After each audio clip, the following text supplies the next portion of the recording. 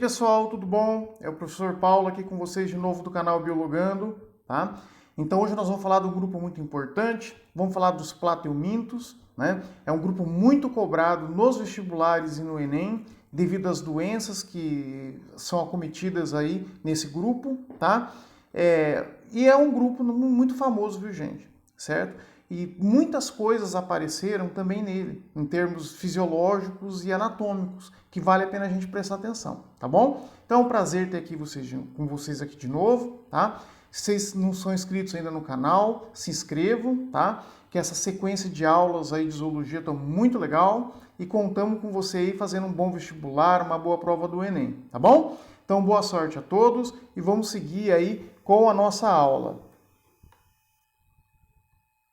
Pessoal, primeiro vamos pensar aqui um pouquinho sobre o nome, né, do filo Plateumintos, né? Então, plate significa achatado e eumintus significa vermes. Então, é o grupo dos vermes achatados, joia? O que nós temos a mais ainda nesse grupo, se a gente for parar para pensar em termos de características gerais, né? Você pode, porque as pessoas pensam que os plateumintos, eles são apenas parasitas, mas não, existem também os de vida livre, como por exemplo a planária, tá? A planária que a gente encontra em córregos, pequenos corpos de água, tá?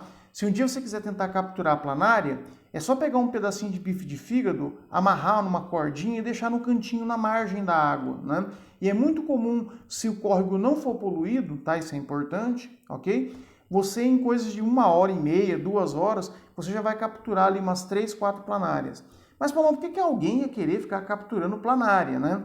Bom, é que os professores de biologia usam as planárias para mostrar o processo de regeneração, viu? Então, a gente às vezes tem que, né, para mostrar para os alunos, para que eles possam aprender um pouco melhor sobre os processos regenerativos, fazer alguns experimentos em laboratório.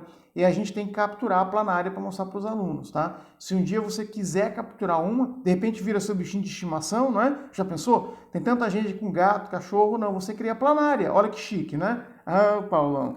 Então vamos lá então. Então você vai ter os plateumintos sendo metazoários triblásticos. O que significa isso, né? Metazoários têm os tecidos organizados e triblástico porque você já conta com os 3 folhetos embrionários. Repare que no grupo anterior, que era o grupo dos quinidários, você não tinha os 3 folhetos, você tinha 2 folhetos, eles eram diblásticos. Então, pela primeira vez, nós estamos falando de um grupo no qual os animais têm mesoderme, têm o 3º folheto. Então, você vai ter a ectoderme, né, a endoderme e a mesoderme, viu, gente? E nessa situação, nós passamos a ter indivíduos triblásticos, tá? Tem a mesoderme, mas não é suficiente para formar um celoma, continuam sendo organismos acelomados. Muito importante isso. Celoma é aquela cavidade embrionária no qual os órgãos ficam alojados no futuro, tá? Então eles não têm. Repara aqui, o termo acelomado. Então não tem celoma verdadeiro, tá? Não tem um celoma. São protostômios, né? O que significa ser protostômio? O blastóporo, né? Ele é um orifício embrionário que origina, nesse caso, primeiramente ou prioritariamente a boca, né? Nesse caso, até porque não existe ânus nesses animais, tá? Nos plateumintos. Levando aqui essa característica, né? Eles terem sistema digestório incompleto. Então, o alimento entra pela boca e os dejetos vão sair pela boca, né? São neuromiários. Os quinidários também eram neuromiários. Eram, mas o sistema ele teve um upgrade, né, como o pessoal fala na informática, tá? Porque ele passa a ser um sistema ganglionar centralizado. Existe um gânglio maior, um gânglio neuronal, tá? Cefálico, ok? Entretanto, os outros gânglios que estão ao longo do corpo do animal, eles estão conectados por um cordão nervoso. Ao passo que nos quinidários o sistema era difuso, né? Se tinham neurônios, mas eles estavam esparramados, né, pela mesogleia, de forma difusa, não formando vias neuronais, tá? Nesse caso agora não, nós temos um sistema mais organizado, ok? Também, pela primeira vez aparece o sistema excretor, isso é muito importante, tá? O sistema excretor do tipo protonefridiano. São geralmente hermafroditas, raramente dioicos, e possuem o corpo achatado dorso-ventralmente, como a gente havia comentado com vocês. Possuem 3 classes que a gente estuda no ensino médio. classe Turbellaria, a classe das planárias, né? Trematoda, né? A classe da Fasciola hepática do Cystosoma mansoni, tá? E você vai ter o que aqui? A classe Cestoda, ok? Então nós vamos ter essas três classezinhas. E eu falo para vocês, é muito interessante você saber as classes e os integrantes das classes dos plateumintos. Por quê? O que acontece nos concursos, muitas vezes? Eles não fazem menção aos plateumintos, mas eles fazem menção diretamente à classe. Por exemplo, vou fazer alusão a um determinado verme. Eu falo, este tipo de cestoda, né? Ou, de repente, um ciclo de vida, ou um verme específico, entende? Eles já vão direto na classe. Né? E às vezes a questão depois ele pergunta para você se é um plateuminto, se é um asqueuminto, né? Então, tecnicamente é importante você saber essas classes, porque as doenças e os ciclos às vezes são diretamente ligadas ou mencionadas ao nome da classe, tá? E nem tanto às vezes abordado o nome do filo, ok? Então é interessante saber, certo? Bom, então vamos lá na primeira aqui, a planária que eu já tinha falado para vocês, não é? Ó, o corpo achatado, olha que legal a planária, né? É uma foto real do bichinho, né? E aqui você vê os ocelos, não são olhos iguais aos nossos. Aqui capta mais claro, escuro, tá? Então, para o animalzinho poder se orientar no seu deslocamento, tá? Eles vivem em córregos, pequenos riachos, né? Laguinhos, tá? Então, desde que não seja poluído, você pode encontrar as planárias lá, ok? Como eu falei para vocês, você pode capturá-las colocando pequenos pedaços de bife de fígado no canto da margem, amarradinhos ali. As planárias, elas vão ali, tá? Para se alimentar e você acaba capturando elas. Coisas interessantes aqui que dá para você ver. Olha o sistema, aqui tá vendo o sistema digestório? Todo esse vermelhinho aqui é o sistema digestório, tá? Esses animais não têm sistema circulatório, que obriga, ao longo da evolução, ter uma estratégia para você poder levar o alimento de forma rápida para toda a parte do corpo. Aí o que aconteceu? O sistema digestório acabou se ramificando. Depois você vai ver que o sistema excretor também acabou ficando ramificado, né, ao longo da evolução nesse grupo por conta da ausência do sistema circulatório, tá? Então, olha que interessante. Outra coisa, não é? Aqui está vendo os ocelos, aqui ficam os maiores gânglios, então a gente faz alusão a uma região cefálica, né? Olhando a planária. Entretanto, olha que curiosidade, né? Na maioria dos animais você fala da região cefálica e normalmente está ligado ao que? A presença de uma boca. Nesse caso do organismo, repare que a boca não está nessa região.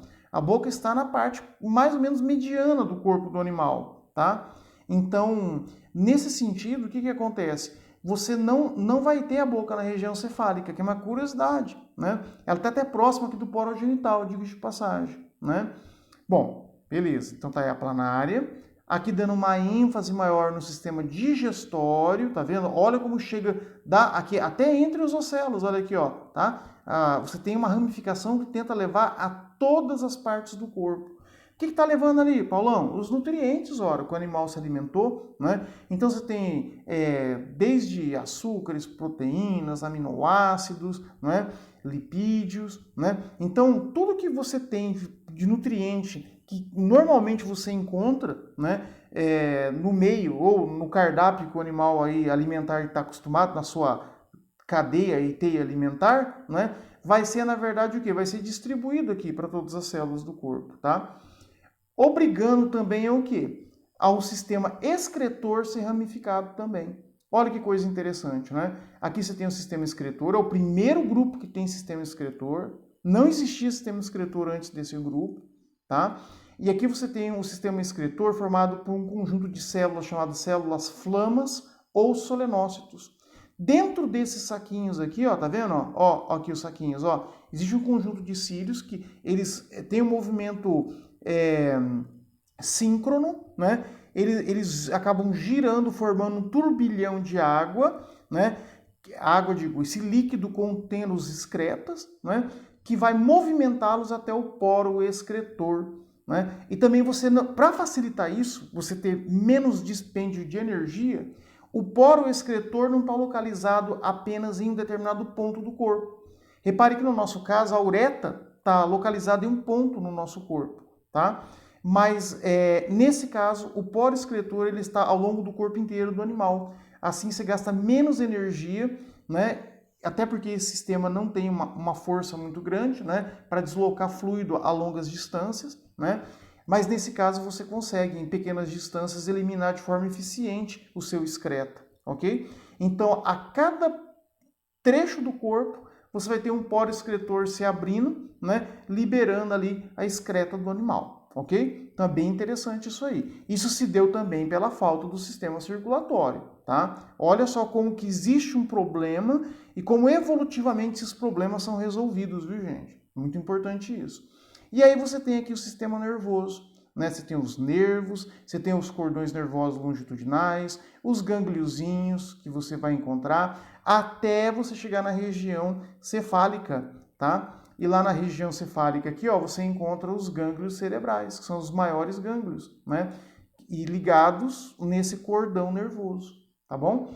Então, o que acontece? Agora você tem como coordenar estímulos específicos para cada região do corpo.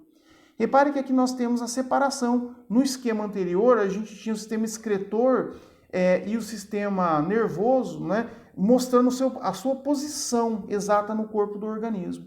E aqui eles estão separados em duas imagens, para a gente poder vê-los de forma individual, né? Ok? Então, tecnicamente, é assim que funciona. Ah, isso aqui é um avanço? Claro que é um avanço, né? Você permite uma resposta de movimentação, uma resposta coordenada muito melhor em todas as partes do corpo do organismo, tá? E aqui, ó, como eu falei para vocês, os poros excretores se abrindo ao longo de todo o corpo do organismo também, tá? Beleza. Bom, uma coisa interessante, gente, é como eu falei para vocês, que é possível, no caso da planária, né, desses organismos, o processo de regeneração, tá? Então você, nesse caso, fazendo cortes transversais aqui no corpo do animal. Repare que cada corte transversal originou o quê? Originou uma nova planária, né? E olha que interessante, porque se você tinha um indivíduo e você fez a secção e originou 3 novos indivíduos, você concorda que ocorreu um aumento numérico. Então, nesse caso, a regeneração, né, ela funcionou como um processo reprodutivo. Por quê? Porque teve a origem de novos indivíduos a partir de um indivíduo mãe, certo? Então você tinha um indivíduo, agora você tem 3, então se considera um processo reprodutivo. Entretanto, se você ainda pensar, tem uma coisa interessante. São 3 indivíduos, mas exatamente com a mesma genética, porque são portadores exatamente das mesmas células do indivíduo progenitor. Então, nesse caso, é um caso de clonagem também. Olha que interessante, gente. Então, a regeneração sempre vai ser um processo reprodutivo em Não, no caso da planária, nem sempre. Já aconteceu em aulas, eu fazer com os alunos, né, cortes para mostrar a regeneração, mas não transversais. E a gente fez um corte assim, ó, longitudinal, só no terço final, ó, aqui da caudinha do indivíduo, tá? Da planária. E aí você tinha uma planária com 2 caudinhas, uma planária com 3 caudinhas, 4. Você vai fazendo a secção, certo? E ela vai ramificando, vai regenerando. Então, nesse caso, veja que ocorreu, quando você faz um corte longitudinal aqui na secção final do corpo do animal, você acaba tendo, na verdade, o quê? Às vezes uma planária com 2 caudas, mas continua sendo uma planária. E quando você faz a secção transversal, vai aparecer novos indivíduos. Aí, nesse caso, que há um aumento numérico, aí sim se considera um processo reprodutivo, tá bom? E ainda mais do tipo clonagem, né? Beleza. Classe trematódia, mostrando para vocês a facíola hepática, tá? Então, essa aqui é a facíola, olha que linda, não é? Apesar que o indivíduo mais conhecido é o extossomo, tá? Então, olha que imagem linda aqui, gente. Você vê aqui, ó, maior aqui, ó, por fora, o extossoma macho, tá vendo aqui, ó? E esse aqui menorzinho aqui, ó, né, é o extossoma fêmea, tá? Então, o que dá para ver aqui ainda, não é? Você vê um sulco, como se fosse uma abertura ventral aqui, ó, tá vendo, ó, tá? Você vê a glândula de vitelo, né, vitelina, certo? O ovário aqui, ó, dá para ver, né? A ventosa que é anterior, né? Ventosa ventral, né? Então, e aqui, ó, você tem a ventosa anterior, né, no caso do extossoma macho, tá bom? Então é bem interessante que você vê toda essa anatomia do corpo do bichinho aqui, tá?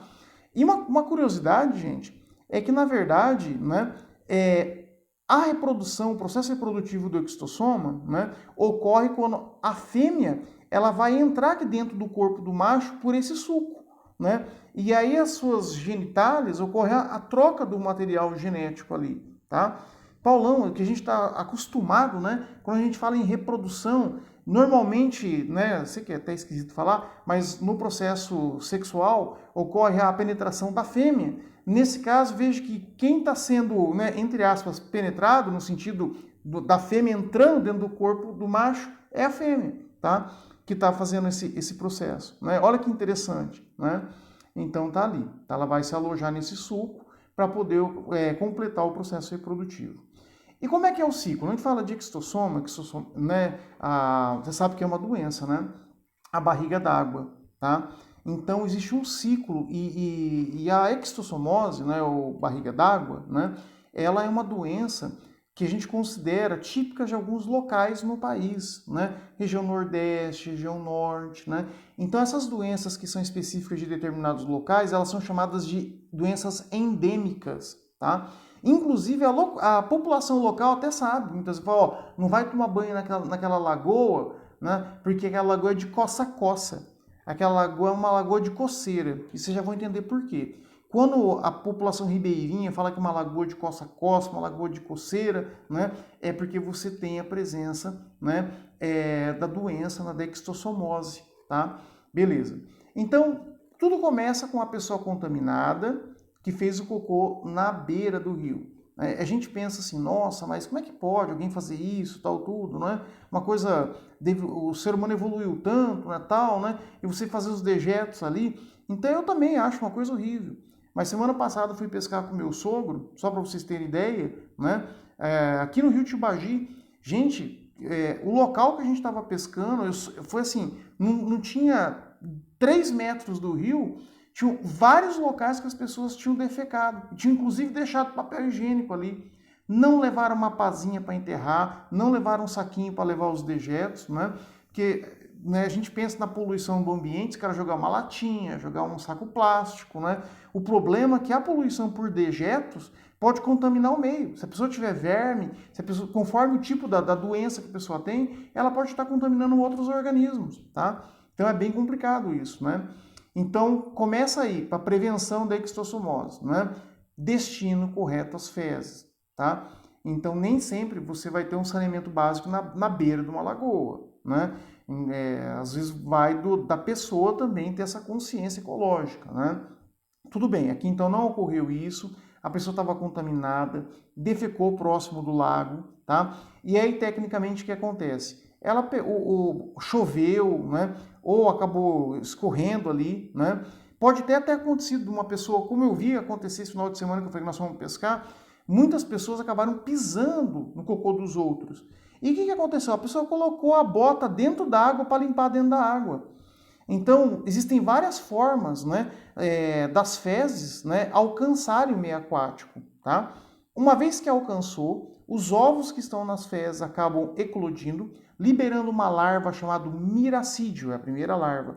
Ela tem de 24 a 72 horas para achar um caramujo, né, do gênero Planorbidium ou um Bionfalaria, tá? Aí dentro do corpo do caramujo ocorre a reprodução dessa larva, né, originando uma segunda larva chamada de cercária, tá? Essa cercária, ela vai entrar ativamente na pele. Ela perfura a pele da pessoa, né, e acaba entrando. E essa perfuração causa uma dermatite. Geralmente, quando a pessoa está numa lagoa de costa a costa, não é só uma cercária que vai entrar pela pele delas, são milhares de cercárias. Então, literalmente, causa uma dermatite, uma irritação muito grande e uma coceira que não passa, a pessoa coça, chega a ficar carne viva. Daí o pessoal dizer que é uma lagoa de coceira, uma lagoa de coça-coça.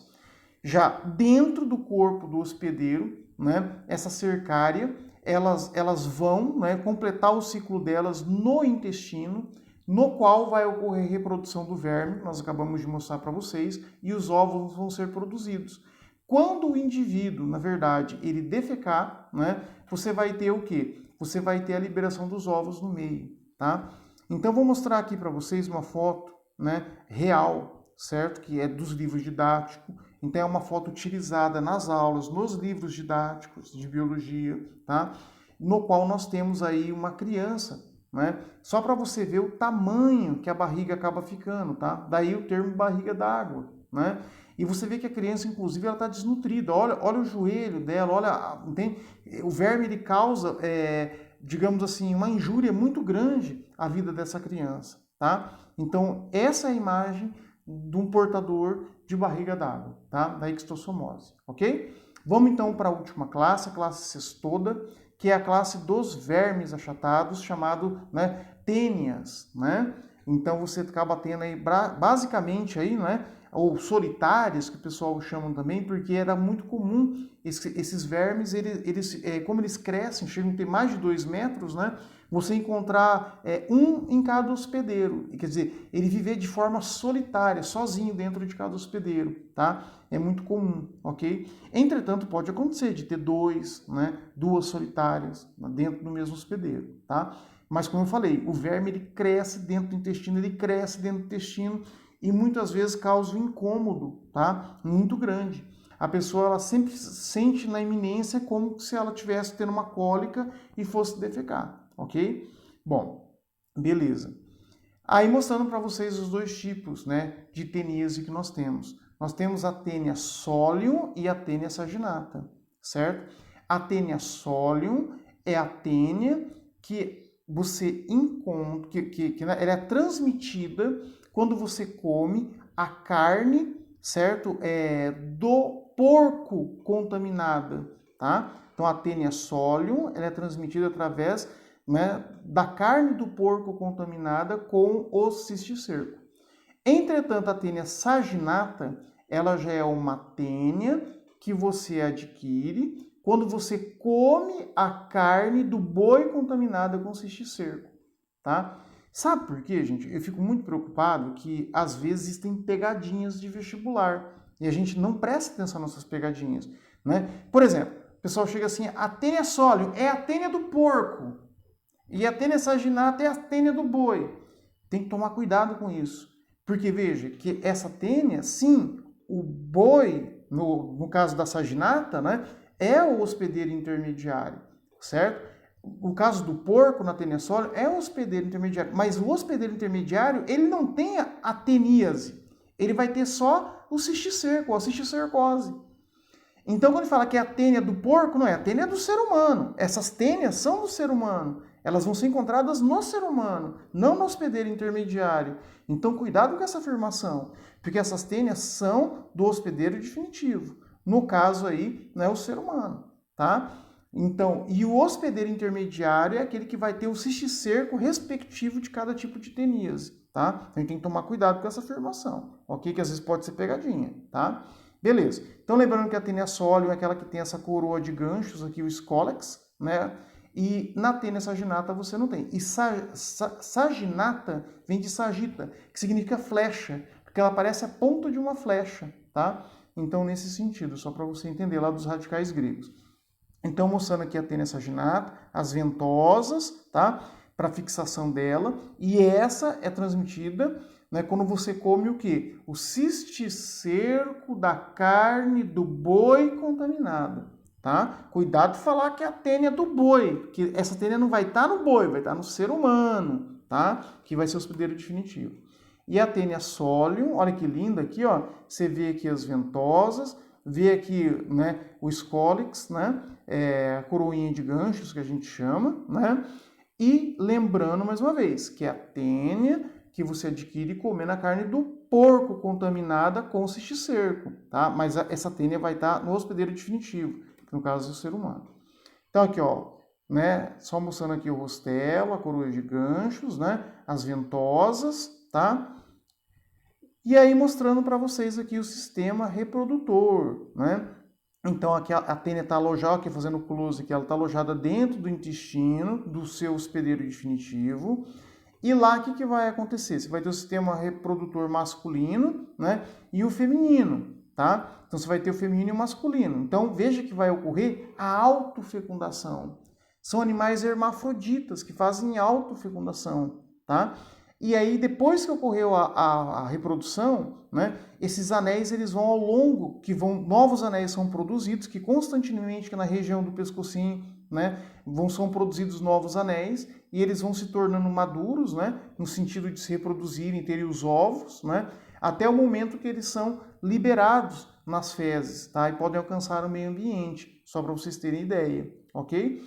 Só para uma curiosidade, lá nas múmias do Egito, eles já encontraram, né, tênias, né, que estavam preservadas lá, tá?